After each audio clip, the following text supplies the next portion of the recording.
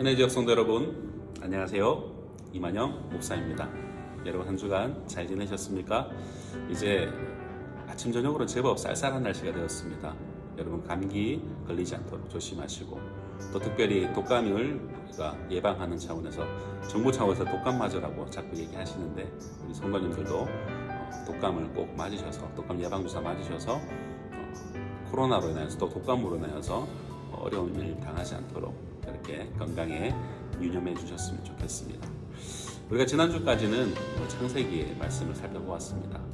그리고 이어지는 이번 주부터 이제 출애굽기의 말씀이 이제 열리죠.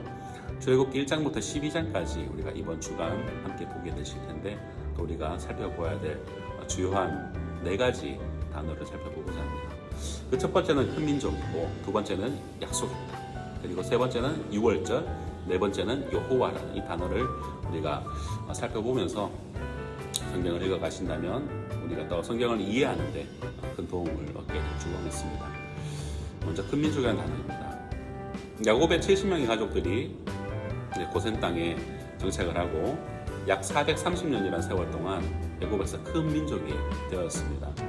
이는 아브라함에게 약속하셨던 바로 자손에 대한 언약이 이루어진 것입니다. 하지만 이 불어난 인구로 인하여서 애굽 왕은 점차 이 거대해지는 이스라엘 민족을 불안해하고 결국에는 억압하기까지 합니다. 그래서 태어난 지 얼마 되지 않은 아이들을 다 죽이라고 명령까지 내는 것을 우리는 출애굽기 초반부에서 살펴볼 수 있습니다. 그로 인해서 이스라엘은 탄식하고 하나님 앞에 엎드리게 되죠. 그리고 두 번째로 우리가 살펴봐야 될 단어는 바로 약속의 땅입니다. 하나님께서는 이 탄식하는 이스라엘 민족에게 이제는 먼저 주셨던 자손의 이 약속 이후로 이제 약속의 땅으로 돌아갈 때가 되었음을 알리시고, 그 약속의 땅으로 인도하시게 됩니다. 바로 그 인도하시기 위한 첫 번째 일이 바로 모세를 준비시키신 것이죠. 바로 이 모세를 준비시켜 가시는 하나님을 우리는 볼 수가 있습니다. 그리고 세 번째는 바로 유월절이라는 단어입니다. 이 모세를 준비시키시고 이제 실행하시는 과정에서 우리 10재앙이라는 재앙을 만나게 될 겁니다. 이 10재앙은 첫 번째부터 마지막까지 이 애굽에서 섬겼던 우방신들을 다 대적하는, 진정한 창조주가 누구이신가, 만군의 주가 누구이신가를 알려주는 그것이 바로 이 10재앙이라고 할 수 있습니다. 이 마지막 재앙이, 10재앙 중에 마지막 재앙이 이제 장자의 죽음, 모든 첫 번째 것에 죽음을 내리는 재앙이었죠. 하지만 이스라엘 백성들은 어린 양의 피를 문설주에 뿌려서 이 죽음을 넘기는 바로 패스오버, 곧 유월을 경험을 하게 됩니다. 그래서 이 출애굽기 우리가 읽어야 될 오늘 본문에서의 가장 핵심적인 단어가 바로 이 유월절이 될 수 있는 것이죠. 그리고 네 번째로는 바로 여호와라는 단어입니다. 이 모든 일을 주관하신 분이 하나님이신데, 이 하나님께서 하나님의 하나님 되심을 아주 정확하게 자세하게 드러내는 본문이 많은 부분이 바로 오늘 우리가 읽어가는 본문 안에 다 있습니다. 그래서 하나님이 어떤 분이신가, 여호와에 대한 고찰을 좀 나누고자 합니다. 먼저 여호와라는 단어의 뜻은 바로 스스로 있는 자라는 뜻입니다. 영어로 말하면 좀 멋있는데요. I am who I am 이라는 단어입니다. 무슨 말이냐면 나는 나다 라는 것을 우리말로는 스스로 있는 자라고 이렇게 번역을 해 놓았습니다. 이 말은 하나님께서는 변함이 없으시고 타인의 힘을 필요하지 않으시고 스스로 그 뜻하신 바를 성취하시며 모든 존재의 근원이 되신다라는 것을 다 함의하고 있는 것이 바로 이 여호와라는 단어입니다. 하나님의 이름이죠. 우리가 구약 성경에서 보게 되면은 이 여호와와 결합된 여러 표현들이 등장을 합니다.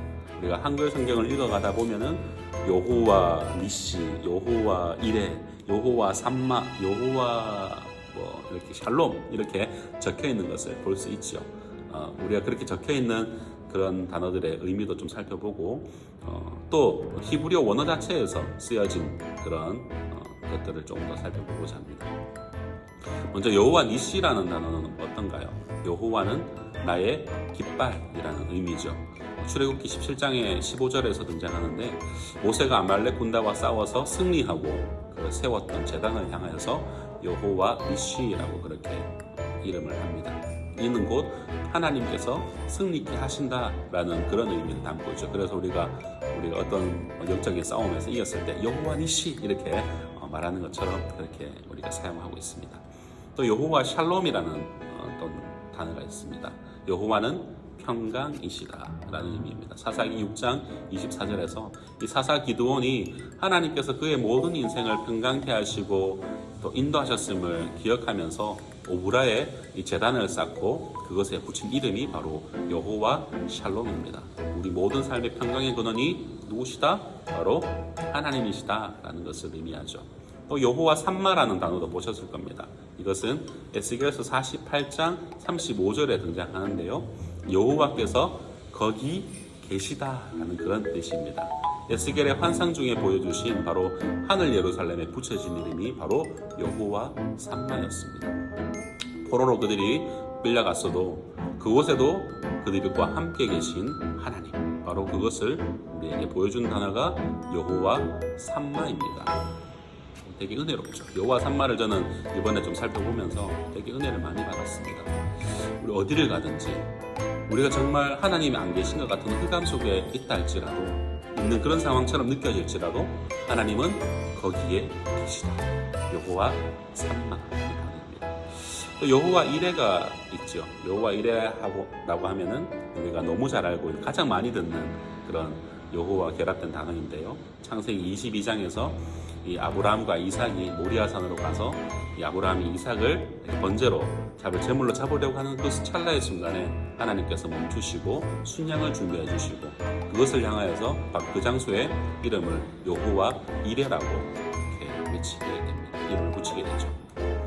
마찬가지로 이것의 의미는 구속사적인 의미를 담고 있습니다. 하나님은 우리를 위해 예수 그리스도를 준비해두고 계셨다라는 것을 의미하고 우리 삶의 모든 일거수일투족을 하나님이 준비하고 계신다라는 것을 우리가 의미할 때 여호와 이레라고 말씀합니다.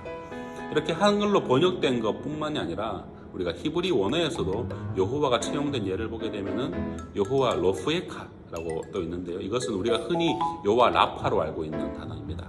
치료하시는 하나님. 출애굽기 15장에서 언급되어지죠. 여호와 로프에카.